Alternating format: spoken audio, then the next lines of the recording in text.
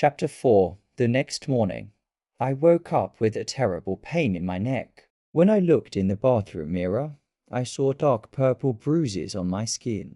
They looked like ugly, heavy shadows. I buttoned my shirt all the way to the top.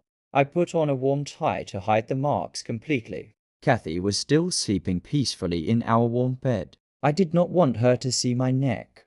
I did not want her to know how dangerous my job really was.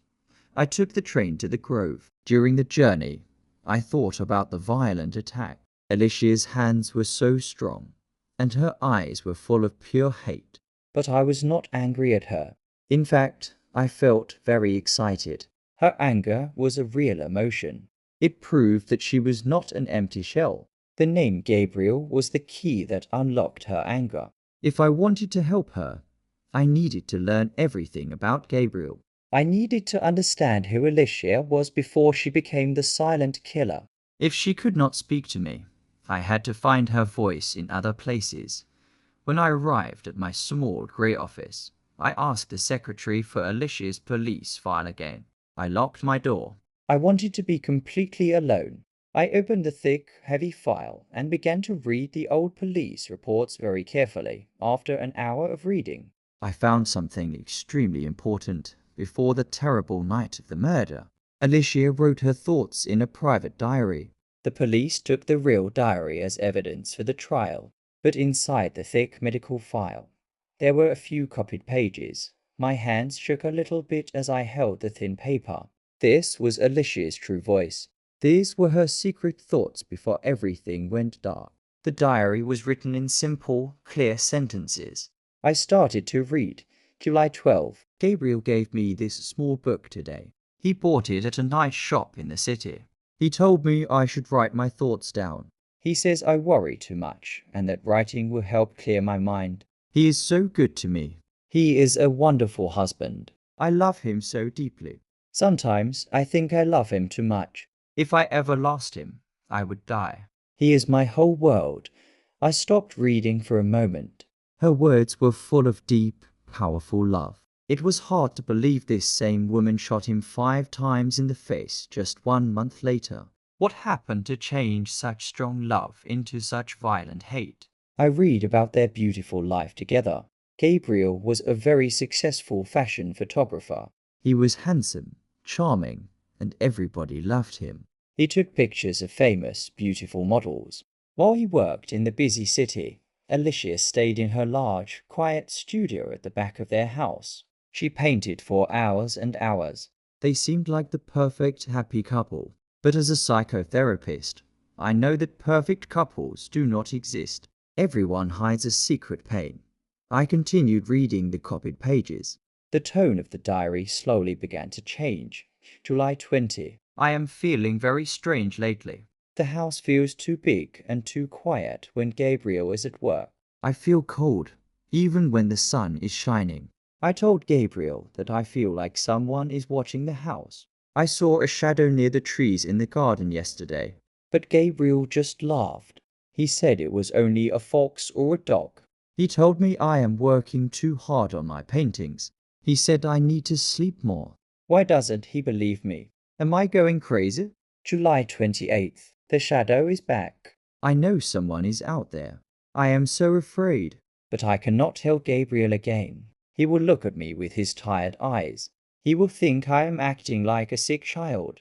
I must stay quiet. I put the paper down on my desk. I rubbed my eyes. The diary was full of anxiety and fear. Alicia felt terrified in her own home. But her husband did not listen to her. He ignored her pain. I needed to know more about her art. If her diary showed her fear, maybe her paintings showed the truth of the murder. I decided to leave the hospital for the afternoon. I took the train back into central London. I went to a busy area called Soho. The streets were full of loud cars, bright shops, and people walking quickly. It was a completely different world from the sad, quiet halls of the Grove. I walked down a narrow street and found the place I was looking for. A high-class art gallery. The gallery was very clean, very white, and extremely quiet. Large modern paintings hung on the perfect walls. The manager of the gallery was a man named Jean Felix. He was a close friend of Alicia before the murder. He was the man who organized her art shows and sold her paintings to rich buyers. I walked to the front desk. Jean Felix was standing there. He was a thin man, wearing a very expensive black suit. His hair was perfectly styled. He looked at my cheap jacket and frowned. "Can I help you?" he asked. His voice was cold and bored. "My name is Theo Faber," I said politely. "I'm a psychotherapist at the Grove. I am Alicia Berenson's new doctor." Immediately, Jean Felix's face changed. He looked angry and defensive. "Another doctor," he said with a sharp, bitter voice. "Have you come to give her more heavy drugs? Have you come to turn her brain into completely dead soup? You doctors ruined her. She was a genius, and you put her in a cage. I am not like the other doctors," I explained quickly. "I want to help her wake up. I want her to speak again. But I need your help, Jean Felix. I need to understand her art, and I need to understand her marriage to Gabriel." Jean Felix looked at me closely. He crossed his arms over his thin chest. He did not trust me, but he loved Alicia. "Gabriel," Jean Felix said the name with a bad taste in his mouth. Everyone thought Gabriel was a golden god. Everyone thought he was so perfect. But he was deeply arrogant. He loved himself more than anything else. He liked having a beautiful, talented wife. It made him look good. But he never truly understood her dark mind. He did not understand her art at all. "Can you show me her art?" I asked. "I want to see the painting. I want to see Alcestis." Jean Felix was silent for a long moment. Then he nodded his head slowly. "Follow me. But you must not touch anything." He led me to the back of the gallery. We walked down a short, dark hallway to a heavy wooden door. He unlocked the door with a small silver key and pushed it open. We walked into a private, windowless room. The room was completely dark. Jean Felix flipped a switch on the wall. A single, bright spotlight turned on. The light hit a large canvas hanging on the far wall. My breath stopped in my throat. It was Alcestis. I had seen small pictures of this painting in the newspapers, but seeing it in real life was completely different. The canvas was huge. The painting was incredibly powerful and violent. The colors were thick and heavy, deep bloody reds, dark, empty blacks. Cold, freezing blue dot in the center of the painting stood a woman. It was a self-portrait of Alicia. She was completely naked in a dark room. Her skin was painted a sickly, pale white, like the skin of a dead body. In her right hand, she held a large wooden paintbrush, but she was not holding it like a brush. She was holding it tight, like a sharp, dangerous knife. Her eyes in the painting were wide and full of pure terror, but the most shocking part was her mouth. Her lips were pressed together perfectly tight in a hard, angry line. She was refusing to speak. "It is magnificent, isn't it?" Jean Felix whispered in the quiet room. "She painted this after the murder, while she was waiting for the police trial. It was her final message to the world before she went completely silent." I stepped closer to the huge canvas. I remembered the old Greek myth of Alcestis clearly. Alcestis was a loyal, loving wife. Her husband was going to die, but the gods told him he could live if someone else took his place. He asked his family, but they all said no. Only Alcestis agreed to die for him. She loved him that much. She went down to the dark land of the dead.